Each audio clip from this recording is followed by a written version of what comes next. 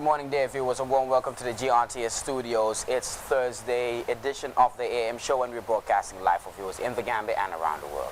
We are breaking life to bring you the picture of a new day with the show that sets your day in motion. Now we give you the very best of current affairs, entertainment, sports, and interviews with the people who matter. My name is Bai Ibrahim Chaman, co-hosting this wonderful morning with Khadija Bokum. Good morning, Khadija. How you been? Good morning, Bai. I'm doing okay, and you? I'm doing fine. Looking forward to a long day. My schedule is very busy today. Yes, I can see that. Well, we have a lot more interesting discussions to have today, plus your usual exciting segments that you will not like to miss, obviously. Now, do stay with us. The AM show is here to stay.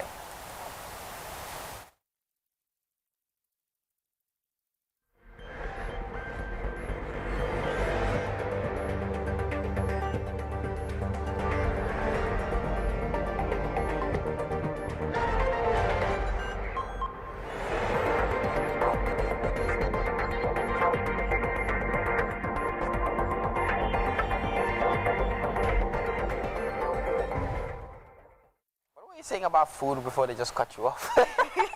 Well, I guess they know I'm so foodie, and I keep talking about food. So I'm sure the technicians are tired of hearing me talk about food, and whenever it's Thursday, I look forward to the breakfast segment with Chef Bojang. So let's go with that and see what he has. Are you part of the people who connive us and go do the breakfast segment? No, there is Mulo and Isa Educator, but basically I would have loved to be part of that. I'm launching an investigation on the people. Well, you won't succeed. Yes, so let's go with that and see what he has for us today.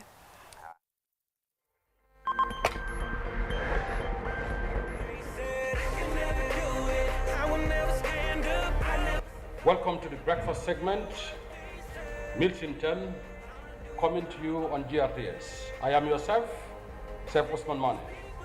I'll be doing for you today an omelette stir fry.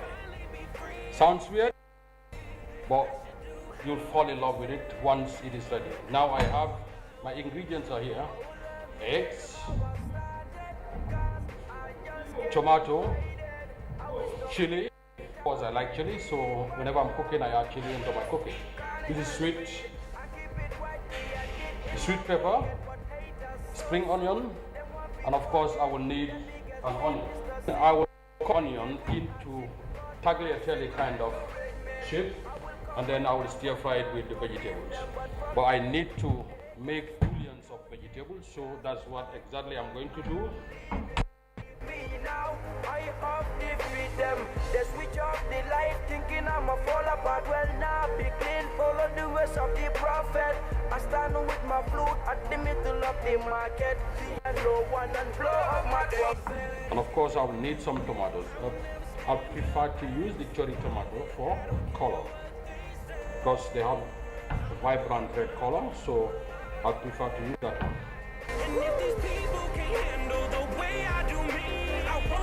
Now the vegetables are ready. Now what I'm going to do is to break the egg into this. I'm going to make an omelette out of the egg, a flat omelette. Make sure your omelette is as flat as possible, because you're going to cut it into. Doubting, they say my sounds are weak and so boring. Well, yeah, still is the countrywide anthem. Here is your eggs ready, 3 pieces of egg. Now I'm adding salt and pepper, just salt and pepper. That's all you need. You're not adding any other thing, because all the vegetables are coming in. Noisy just like a train. I keep on dropping it now. I'm adding oil on the pan. Just a tablespoon of oil should suffice. I don't care what is heat. I'll pour the mixture into the pan and make sure you spread it as evenly as possible.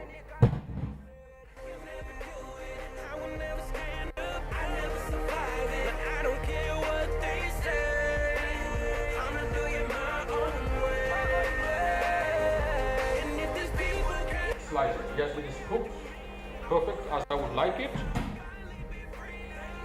Now what I'm going to do is put it on the chopping board. That's your omelette. Look how beautiful it is. Now I'm going to add margarine onto my pan, just enough to do the magic. Now what you're going to do is fold this like that and then slice it into like juliennes or tagliatelle shape. It's really long. Okay. Now, what I'm going to do is to throw in the onions into the frying pan. I'm going to add some chilies because I love my food hot. But chili is preferred. If you don't want it, please don't add it into your cooking. I like it very hot, so for me, I don't mind. In fact, when I'm cooking for people, I don't add chili because I don't know when it is enough for them. So I prefer to give them a chili sauce, let them make up for themselves. Okay? Now, I guess at this point the onions are soft enough, so I'm going to add the rest of the ingredients. Mind you, you can add any other ingredients that you can saute. If you have mushroom, you can add it onto it. Goes well with it. At this point, what I'm going to do, I'm going to add some salt and pepper onto this. This is milk in them, so we should be ready with it.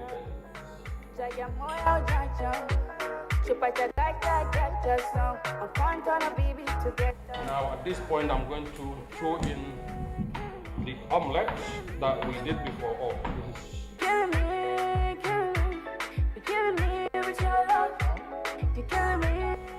I'm going to add my cherry tomatoes and I'm putting a little bit of liquid, just a little bit. So the seasoning will soak up into the omelette and it is ready. Look how fast it is. I'm going to present this. It is omelette, we can all do it at home, just that it is a different twist of the usual omelette that we know. But believe me, you can do it at home. So simple and fast. And it but you take my heart away, yeah. Oh, Jaja, Jaja moya Jaja, Chipata Gaja Jaja song. I'm content on baby together. Oh, Jaja, Jaja moya Jaja, Chipata Gaja. Yes, sir. Thank you.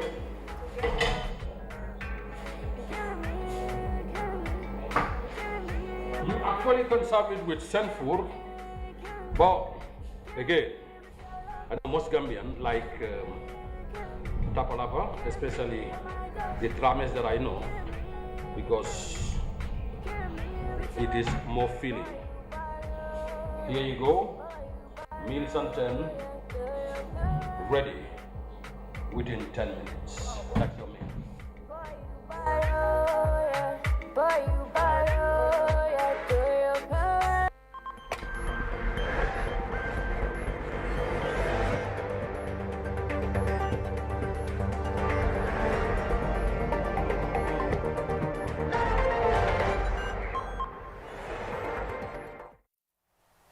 Congratulations to all chefs. Yesterday was World Chef Day, and congratulations to all chefs in the Gambia, you know, breaking their backs, making sure that the hospitality industry is still alive. They are the nerve center of the hospitality industry, making sure they're serving delicious dishes behind the kitchens. They're always behind the scenes. People don't actually making get it to all see them. yummy. Yeah, Quality people don't actually food. get to see them. But I like this whole initiative of GRTS, you know, showcasing the chefs, their wonderful breakfast, how they actually deliver all of these things that we see. Now, moving on, YVE, the Gambia, is a registered non-profit youth-led Pan-African organization and a chapter of Jeunes Volontaires pour Environnement, JVE International, based in Togo, which predominantly advocates for environmental sustainability in the scope of access to basic energy, water and sanitation services, waste management, cultural biodiversity and climate change, natural resource management and sustainable development. Quite a lot. Now, YVE, in response to the global campaign on the dangers of lead in paints and its elimination, to raise awareness among businessmen and consumers on the health impact of lead in paint. Now, particularly among children, which the many elements found in it, such as chromium and manganese, can cause mental retardation. Now, for the dangers of lead paint environmentally and health-wise, we are joined in the studio by Joe Bongai, Executive Director of Young Volunteers for the Environment. Now, Joe, welcome to the AM show. I guess this is your very first time. Yeah, thank you for having me, and it's great to be on the AM show. You're most welcome. Now, tell us what lead in paint is and why is there even lead in paint? All right, lead is actually a very dangerous toxic chemical that is very dangerous for the human health and the environment. It's actually an ingredient that is being applied on paints due to its shininess and durability as well.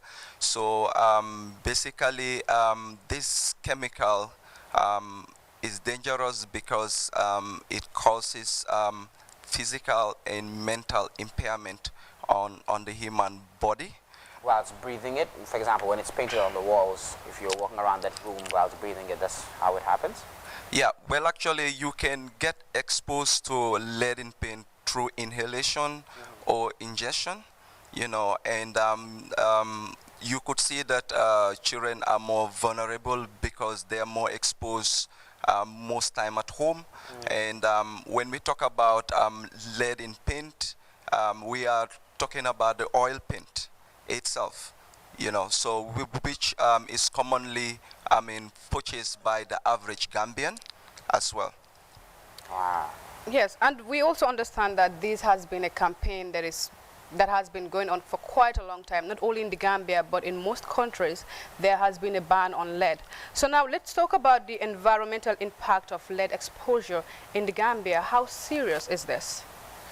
Well, in 2017, we did a country survey on the lead solvent-based paint in partnership with the National Environment Agency and IPEN International. And we purchased the imported paints that came into the country, and the samples were being done here, and we sent the samples to the US, and it was actually analyzed by the Forensic Analytical Laboratory, an accredited US-based laboratory, and the results that came out was very terrifying, which actually called for concern because the public health, we realized the public health is in danger because 80% of the paints that we analyzed were having highly toxic chemical of lead, and also the informations on the paint cans, we realized also they were falsely advertised as 100% lead free, which is illegal. And also we also realized that most of the paints that were analyzed also went beyond the normal 90 parts per million global standard. So the highest we found on the research was 100,000. Imagine the gap. The global standard is 90 parts per million, but the Gambia, we realized the highest is 100,000 parts per million, which is a public health concern and also environment as well. That is why, as a civil society organization, we raised the alarm and also went in consultation with the relevant authorities to put them to tax. Yeah, speaking of the relevant authorities, you obviously need a backdrop to actually, launch a campaign and fight against this. Now, do we have developed lead paint laws in the Gambia? Come back, sorry. I said, do we have developed lead paint laws, like laws that have been enacted with? Well, currently we are aware that there is the Hazardous and Pesticides Management Act under the Environment Act of the National Environment Agency. But looking deep into it, it's actually general and it's not specified. So as a civil society organization, having so much responsibility with in the health and environment of the people, we are advocating through the government, through the National Environment Agency, to be able to come up with strict regulations and laws like the ban plastic as it is, you know, in order to actually save the population from this dangerous chemical which actually could lead to death as well. It has a lot of effects, which is it destroys the brain, the kidney, the liver, and the reproductive cycle of the human body as well. So for children, basically it gives them an intelligent disability, and it retards them as well and makes them to underperform and so on. So there are a lot of damages it does on the human body, and globally you have millions of deaths on lead, and also permanent, a lot of people have been disabled due to lead as well, which could not be resolved. Joe, this is quite interesting, at the same time very, very sad. Looking at the fact that consumers don't know about these, and also importers don't know about this. But now let's talk about the health impact of this. We don't have like maternal death issues in the Gambia. So this is an effect on pregnant women. You know, it can cause miscarriage and other things. So what more can you tell us about that, so people can be more aware about this, especially pregnant women that are exposed to this lead paint? Yeah, well, actually, it's like WHO clearly states it that children are more vulnerable, and most time women carrying babies get in contact through the contamination of this lead in their homes. So most time when they are exposed to lead, this most time damages the child in her womb and causing the baby to be permanently disabled, and also most time it causes women to even miscarriage as well. So with women, it's very scary in a case that many associate it with demons or evil in most time when they give birth. But hadn't that we were testing, or we have the capacity in Gambia to test lead as we are testing COVID, we realized that most of our illness, most of the diseases that people die of, lead could be one of the factors as well. He's saying something very, very, very interesting. We've seen so much maternal deaths happening and so much miscarriages and stuff like that. And considering the fact that 90% of our homes are painted with oil paint, you know. Absolutely. Keep it longer. It's just been lately that, you know, people are considering the heat that happens. That's why a lot of people use water paint now, or maybe the American paint. There's this other import that's coming, which is the American paint. I'm not sure if you're aware of it. Does that paint also contain lead? Is it the OIC? Well, just to remind you that the U.S. and other developed countries have banned lead 40 years ago. Yeah. So 40 years ago. So lead paints have been imported in developing countries because of the lack of strict regulations and laws. So importers are actually taking advantage over this. That is why WHO came in partnership with UNEP to set an alliance called the Global Alliance on the Elimination of Lead, to phase out lead in 2020, committing government to actually increase its effort to actually ban this dangerous chemical. Just to remind you also, lead could cause you get a stroke, and it causes hypertension as well, in most cases as well. So, and the effects of lead is permanent. There is no therapy that can recover it, but it's actually preventable.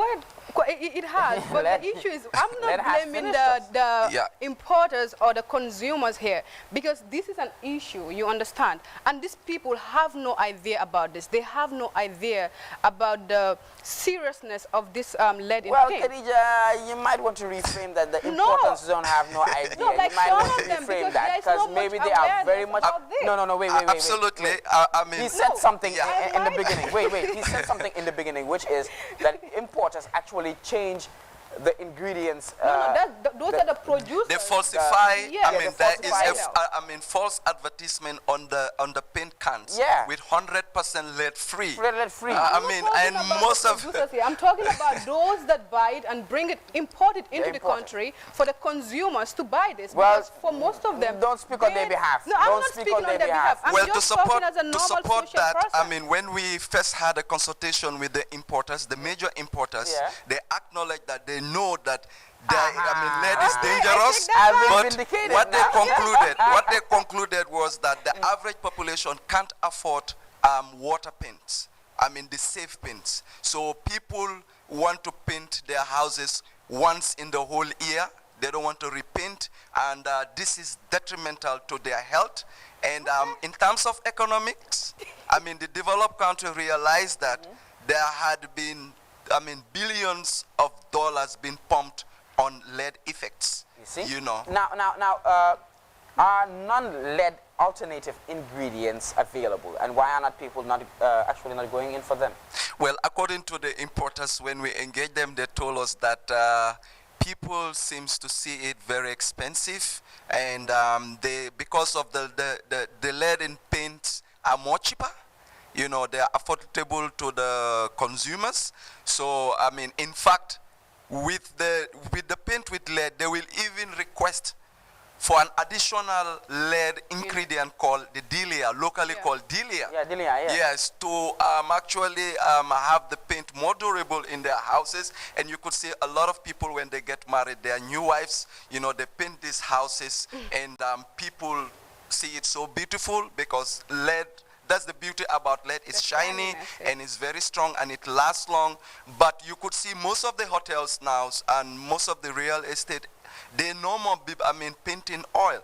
I mean, there are more innovative and safe, paints, which are the water paint. Water paint have, no lead content, and which we encourage consumers to go in for. In my house. So I think you have to really scrape all your oil paint from your house to be more safe. Yeah. And it's not only found in our paint walls, but also the stationeries that we use in schools. The pencils are coated with lead paints, and most of the toys we also buy for our children are coated with lead paints, and most of the food cans that we eat from, you know, like the sardines, the corned beef, are coated with lead And paint. even the nail So, polish, that is why. You have to stop. Oh my, you have to stop. We are finished. Even this nail polish that ladies use, Exactly. this makeup and others, Of like cosmetics, it all has lead in it. Even water. The Do you know that? lipsticks and the lipsticks also, most of them are lead coated. That's why you see we absolutely are dangerous. having numerous diseases on us. And I mean, you actually mentioned something very interesting about that delia. delia, yeah. Delia, do you know in some countries people use delia as a drug? Like they Really? actually sniff They it inhale and it, get you yeah. high? Yeah. I didn't know about Yeah, it. it That's gets quite you high. serious. You can actually use it. It's different from Zare. I think it's different from Yeah, Zare. yeah. But do you know lead is sort of a metal? It grows in you. And when it grows in you, you know, it kills you, and it can give you so, numerous effects like stroke, I mentioned, hypertension, and it retards you and give you a lot of Okay, impairments. finally, what message would you like to put across before we take leave of you? Well, I'm actually encouraging consumers to be alert. Public health is actually actually affected with regards to lead. So please go in for water paints. Oil paints are dangerous. They have a highly toxic chemicals, which could really affect you and your family. And to the government, we're urging and encouraging them, as the government is a signatory to the Basel and the Rotterdam Convention, to be more committed to come up with strict regulations and laws, you know, to ban the sales, manufacture, and the importation of lead in paint in this country, and also with the Gambia Standard Bureau to also come up with standards, and the Gambia Competition Consumer Protection Commission to also delve into this deeply, because the research is done by us. So it's a matter of holding importers accountable and save the Gambian life, because our health matters. Without a healthy nation, economy is just in the vein. So that's it. Thank you very, very, very much, Mr. Bongai, right? Bonge. Bonge. Bonge, Mr. Bonge, thank you very much for enlightening us and helping me myself know that there's actually lead in paint and we are actually dying of it. I really, really didn't know about this. This is very new to me. I knew that lead was something very detrimental to people's health, but I didn't know it was in our paints, in our toys, in our pencils. And you know, when you're newly married and you paint your room with lead, next time you'll know you'll have a baby lead. So I didn't know about that. But thank you very much, Mr. Bonge, for coming to the AM show. We'll go for a short break, and when we return, the AM show continues.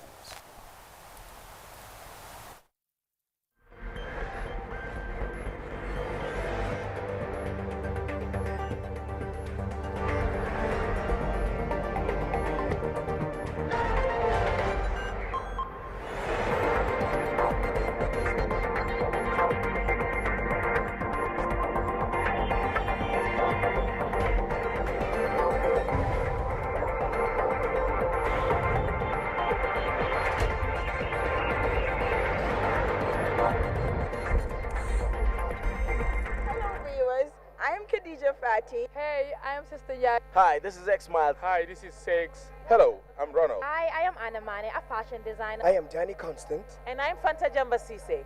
AM show, I'm watching each and every AM. So every Gambian and every person watch the AM show each and every day. Hey, chahan kuwanda ti jenka bitol fale dak.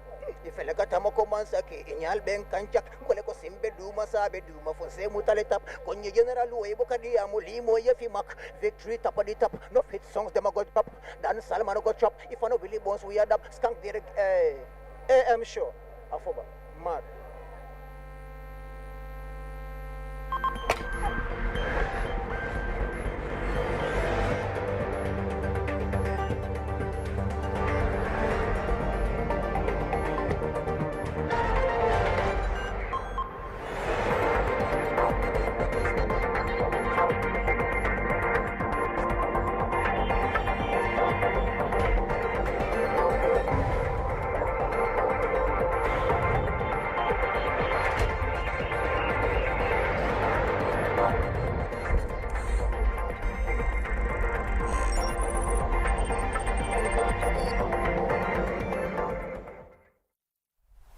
Welcome back to the AM show, and now moving on. Gambian national Pa Assane Bajang, based in the United Kingdom, has been recognized for his contribution in England's National Health Services, NHS. He received the British Empire Metal Beam, approved by Her Majesty Queen Elizabeth II of the United Kingdom. And now Pa Assane serves in the Poetry Wing at the A&E Accident and Emergency Department of the Royal London Hospital in the Whitechapel. He leads a team making sure that the numerous patients are at the right place and at the right time for their treatment in the most professional manner. And now the Gambian has been instrumental at his hospital during the height of the COVID-19 pandemic. Here is the reaction of Mr. Bajang on his award by the royal family. Now let's take a look at this excerpt. A great feeling for me and my family.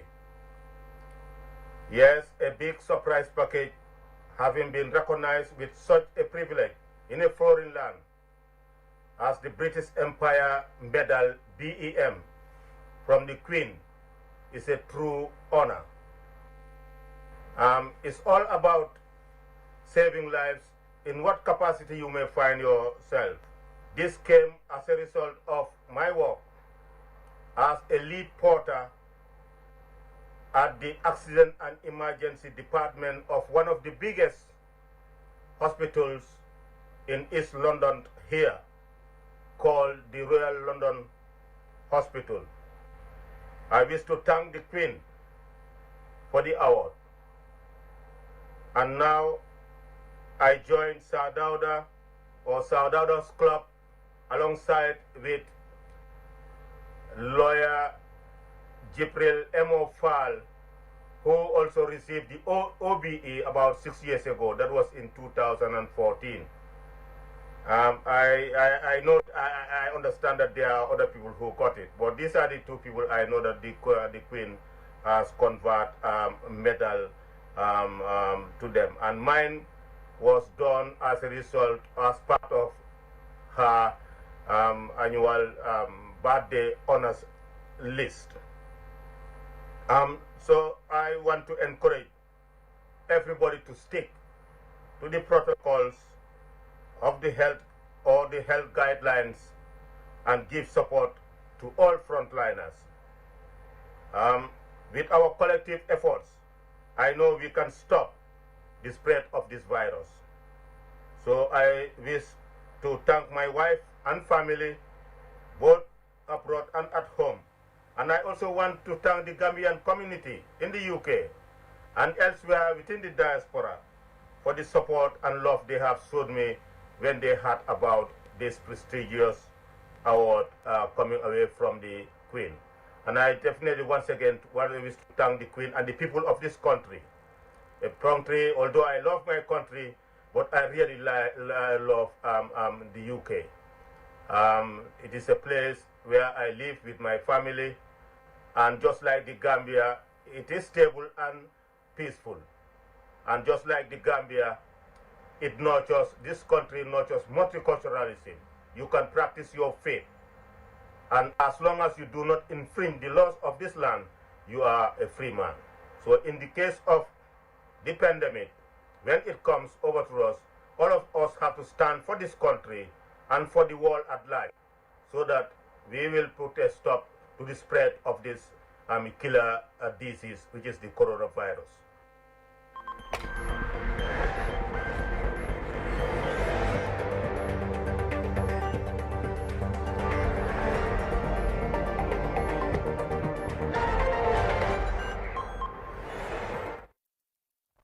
Welcome back. And now the Gambian national Asan Bajang, based in the United Kingdom, who has been recently recognized for his contributions in the England's National Health Service (NHS) with a British Empire Medal (BEM), which was approved by Her Majesty Queen Elizabeth II of the United Kingdom, reacting there after receiving the award. We'll now take a short commercial break, and when we return, the program continues. I am Khadija Fati. Hey, I am Sister Yad. Hi, this is X-Miles. Hi, this is Sex. Hello, I'm Ronald. Hi, I am Anna Mane, a fashion designer. I am Danny Constant. And I'm Fanta Jamba Sise. AM show, I'm watching each and every AM. So every Gambian and every person watch the AM show each and every day. Hey, Chahan Kuwandati Jenka Bitol Faleda. If I got Tamokomansaki, Inyal Ben Kanchak, Koleko Simbe Duma Sabe Duma for Semutaletap, Konye General Webokadi Amulimo Yefimak, Victory Top of the Top, no fit songs Demagot Pop, Dan Salman got chop, if I know Billy Bones we had up, skunk the AM show. Afoba, mad.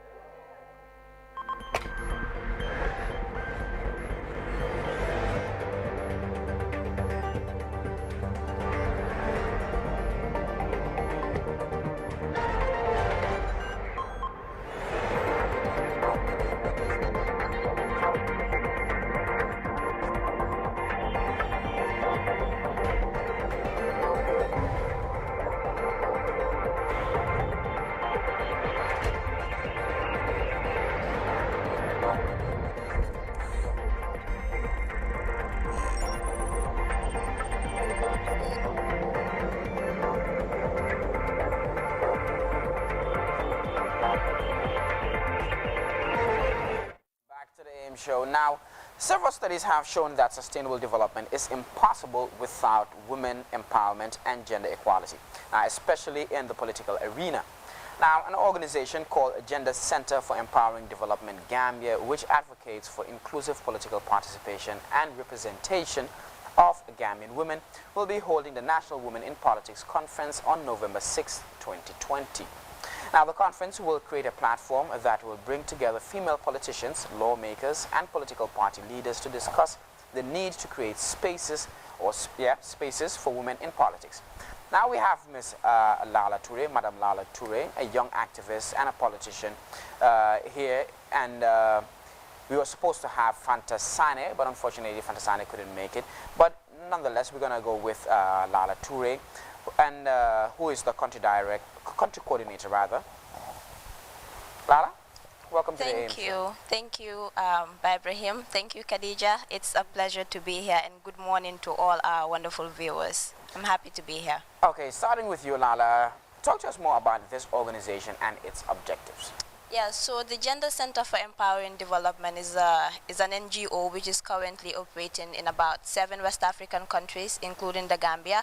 So what we seek to address is the low political representation of women in national political spaces and in governance processes in general, because we realize that in all these West African countries that the organization is operating in, that there are women-led organizations, of course. There are movements that seek to highlight the issues that women face in their daily basis, the experiences of women with regards to different issues, but the focus is mainly on issues like sexual violence, gender violence, child marriage. So there isn't necessarily organizations or women right movements that are looking to focus mainly on promoting and protecting the rights of women with regards to political representation and meaningful participation. So we felt like there was a vacuum that we needed to fill, and there was a need for women to come together and consolidate efforts to amplify the voices of women and create safe spaces for them through the initiation of activities such as the conference that we will be talking about later on, and community dialogues, basically just to highlight the importance of women participation in politics and also ensure that there is a start of a national conversation from all perspectives, the religious one, the cultural one, because the socio-cultural barriers, the religious barriers are the ones that we know of or research has shown is hindering the participation of women. So basically to start a national dialogue around those issues. So basically this has been our focus since 2018, and we continue to implement activities through which we build the capacity of women from political parties and women leaders who are not affiliated to political parties but have a background of leadership, community leadership, national leadership, and wish to vie for political positions in the near future. Wonderful, wonderful, great. But Lala, why is it crucial to have women in politics? I think for every society that is progressive, that is working towards development, it's important that governance and democracy is inclusive, and you can only have inclusive governance and democracy if there is a level playing ground for all genders, for all ages. You realize that in countries like the Gambia, the political atmosphere or the political scene has been dominated mainly by the male gender, and you realize that women have limited access to political spaces. They have limited access to spaces and platforms where they can influence decisions, where they can influence policies that directly affect their lives, directly affect their jobs, their schools, their communities. So there is a need for governance and democracy and political processes to be inclusive. So this is why it's important that women have access to these spaces. They have access to have a seat on the table where decisions about their lives, where decisions about their country is being made. And when they have access to these platforms, they can equally contribute to the vibrant development of the country. So for every democratic country, for every country that is progressing towards democracy, it's important that political processes are made inclusive. That is quite interesting, Lala, and very impressive. So now, aside from the November conference that should be held, how do you intend to bring these women together for an inclusive political participation? Yeah, so like I said earlier on, we implement different activities. So before this, we have the annual capacity building training for young women. So we realize just as there is a need for women to participate, there is a special need to focus on young women.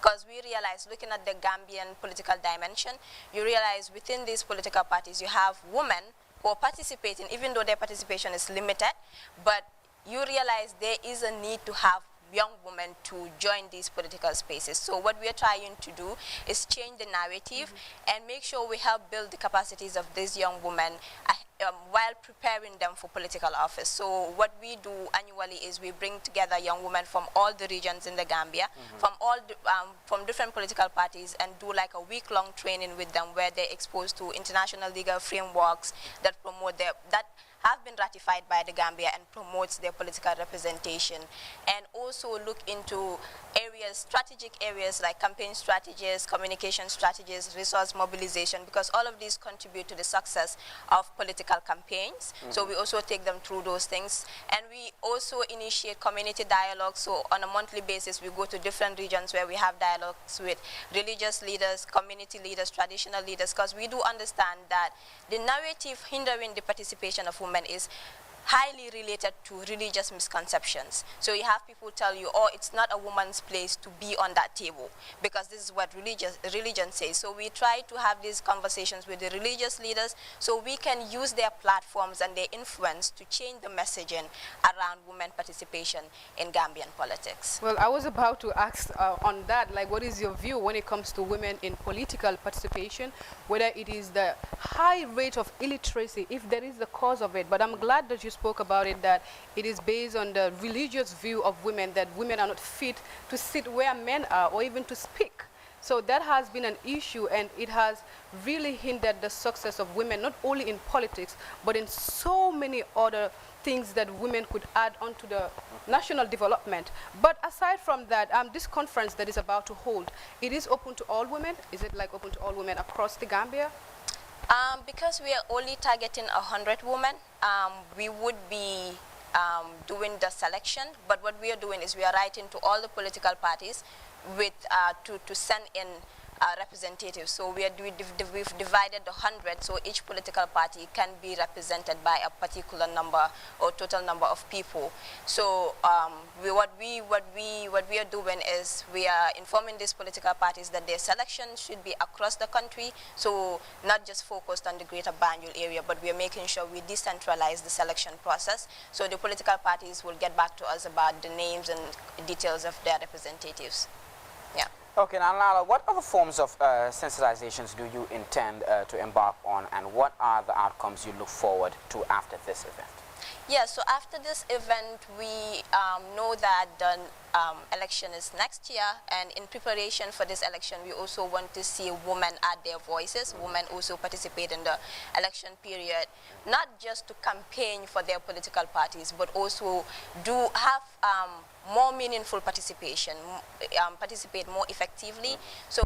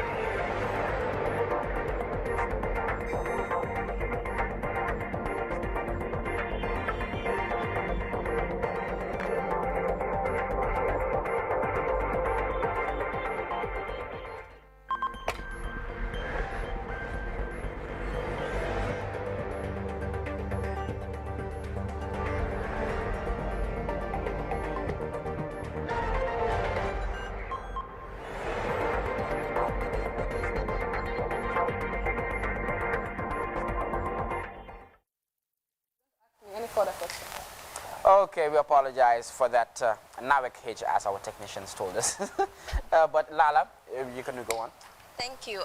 Yeah, so next year what we would be embarking on, we'll be embarking on a series of coordinated activities where we would bring together women from all the regions again to come up with recommendations prior to the elections next year. After this event, before the tabling of the election bill at the parliament, we would want to bring together women and discuss the election bill as a whole, and see if there's any see if there are any areas of intervention that are of interest to the women groups that we would be recommending to the select committee at the National Assembly. And also we will be doing this together with women from political parties and the female National Assembly members that we have at the parliament, and also together with other stakeholders, women's rights organizations and gender activists. So that is what we are working towards. And next year, again, we will be doing the capacity building training for young women, and we would also be continuing with the the community dialogues with the religious and traditional leaders, and we're also looking into the implementation of other activities which I'm sure when they materialize we would be able to talk about more. Okay, Lala, if women are fully participating in politics, decision making, sitting where decisions are actually being made and stuff like that, what will this change in the whole narrative or scope of Gambian politics?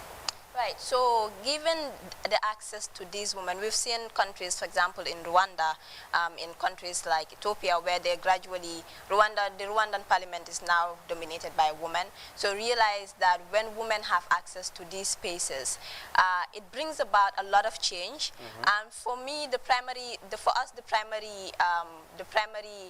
aim or objective is to ensure that women have a seat on the table where they can influence decisions that are made about them. For example, a couple of months ago, we had a debate at the National Assembly about ratifying or changing some laws, which included the skin bleaching law and all of that. And you realize that it was a parliament dominated by men discussing whether or not to allow or not allow or criminalize skin bleaching in the Gambia. And this is affecting women. It's a woman issue, and it was a parliament of men discussing whether or not. Skin bleach. No, Some men in do Gambia, skin bleach. women are more into that. Well, in Gambia, if you look at the statistics or you go by the numbers, it's women who mostly skin bleach. I don't think I have seen any Gambian man I know bleach. a few Gambian men who skin Oh yeah, well, right. But yeah, I do know men bleach their skin, but I was thinking it's more of men from different obviously, nationalities. it's more of a- And I really haven't seen any Gambian man bleach their skin. Maybe He'll be the first to do that. yeah, maybe. But yeah, it's like I was saying, it's to ensure that women have access to these platforms where they actually influence decisions that are made by the country, because they're citizens, they should have a voice, they should participate in the processes, and also decisions that are made about them as women, you know, and issues that they're faced with, problems that they're faced with. So it's of great importance that women have a seat on these tables. Even though you're all coming from different political parties, everyone you're inviting is coming from different political parties, and but there's one common goal that's actually bringing you guys together, which is women empowerment and women's involvement in politics. Since you're part of the organizers and still a UDP member, I hope everything will be fair and balanced. Yes. I hope there will be not more UDPs than other GDPs. No, definitely not. That is why, for transparency reasons, I am a member of the United Democratic Party. I think everybody knows this now. Are you an executive member now, or? Not yet. Okay. Yeah, but I thought you were the next flag bearer or something. But yeah, as a member of the United Democratic Party, I understand like my responsibilities for the party, and I do what I have to do to promote the participation of women in my party. But this conference is a national issue, and we are trying to make sure that we empower all Gambian women from different political parties, which is why when we were writing the invitation letters, all the political parties are to send equal number of representatives. So they wouldn't be favoring one party over the other. Yeah. Wonderful. Well, that must be like, before we let go of you, that must be like quite challenging for you, looking at the fact that you need to convince religious leaders, because when it comes to low participation of women into political issues, religious plays a very great part in this. So how challenging has this been for you and your members? It has been really challenging, because in the implementation process of having these dialogues, you realize that even the religious leaders, they're still reluctant to talk about this issue. And even in cases where they accept to talk about these issues, they have limitations. For example, when they're talking about the dress code, how women politicians should dress, and how that is a measure of how responsible or how decent or of their competency, basically. So it's always difficult trying to get religious leaders to understand that there is way more to competence than how somebody dresses, that the dress code is not a definition of one's competence level. So it's really difficult trying to penetrate through a system, a patriarchal system, basically, and trying to change the message and the misconception, the misinformation about women participation in politics. But I do know that we are making progress and that we have religious leaders in the Gambia who have been very supportive. And yeah, the conversation continues. Basically, we hope before 2021, mid-2020, 2021, we're able to get almost all the influential religious leaders to add their voices and help us spread the message. Wow, thank you very, very much, Lala, and we wish you the best of luck on your conference, which is going to happen on November 6th, 2020, this year. Wish you the very best of luck. Thank you guys for having me. We'll go for a short break, and when we return, the French segment is next on the AM show. Khadija Fati. Hey, I am Sister Ya. Hi, this is X Mild. Hi, this is Sex. Hello, I'm Ronald. Hi, I am Anna Mane, a fashion designer. I am Johnny Constant. And I'm Fanta Jamba Sise. AM show, I'm watching each and every AM. So every Gambian and every person watch the AM show each and every day. Hey, Chahan Kuwandati Jenka Bitol Faledak. If I got Tamoko Mansaki, Inyal Ben Kanchak, Koleko Simbe Duma Sabe Duma for Semutalitap, Konye General Webokadi Amulimo Yefimak, Victory Top of the Top, no fit songs them got pop, Dan Salman got chop. If I know Billy Bones we had up, skunk direct AM show. Afoba, mad.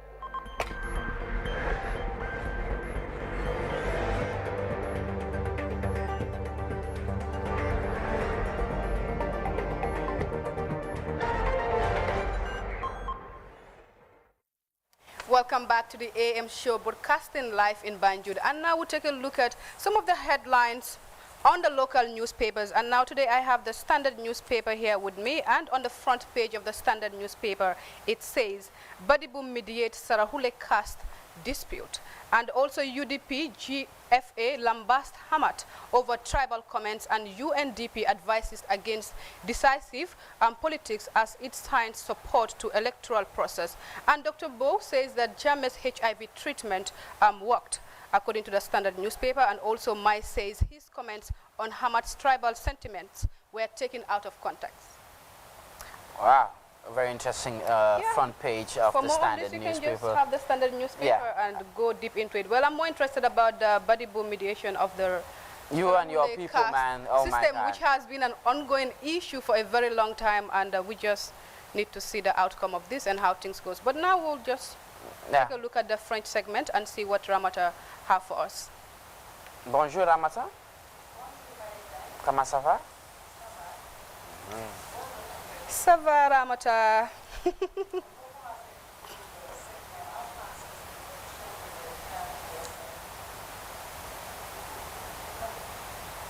Alors, bonjour, chers téléspectateurs sur votre chaîne leader, la GRTS. Nous commençons avec le président Adama Barrow qui a visité la Guinée-Bissau d'une visite officielle à l'invitation du président guinéen Oumarou Sissoko Ambelo. Il s'agit de la première visite du président Barrow en Guinée-Bissau. Il est considéré comme une étape majeure vers la consolidation des relations qui existent entre Gambie et Guinée-Bissau. Les deux dirigeants ont convenu de travailler ensemble pour mieux promouvoir les relations Gambie-Guinée-Bissau à tout autre niveau. Nous poursuivons. Le 20 octobre de chaque année est considérée la journée internationale des chefs en Gambie. L'association des chefs gambiens se rejoint à ses homologues du monde entier pour observer la journée. GRTS était avec les célébrants et rend compte de la commémoration de 2020 sous le thème « Une alimentation saine pour l'avenir ». Enfin, nous terminons avec le syndicat de la presse gambienne, dans son engagement, a fourni un environnement de travail sur, exemple, la violation sexuelle sous quelque forme, que ce soit pour les travailleurs des médias, a organisé une formation sur la politique de violation sexuelle pour les médias en Gambie.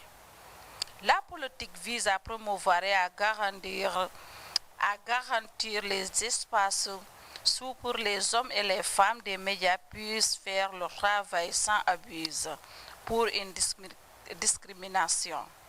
C'était tout pour votre segment en français, Hadijatou. Merci Ramata pour cette entretien. Pour cette présentation. Okay, I guess well that does it for today's edition of the AM show. Special thanks to our producer Farmer and director Farmer Baji, to our cameraman Mustafa and the other Mustafa Bite, and to Abdullah Dabo too, and to our technicians behind the scenes. That's it from me, Khadija Bokum, and by Ibrahim Cham. Till we come your way next week Thursday, and don't forget to follow the rest of our programs on GRTS TV, and don't forget to wear your face masks, maintain social distancing. Together we can get rid of COVID-19, and tomorrow also the AM continues, not just next Thursday. Yes. Bye for now.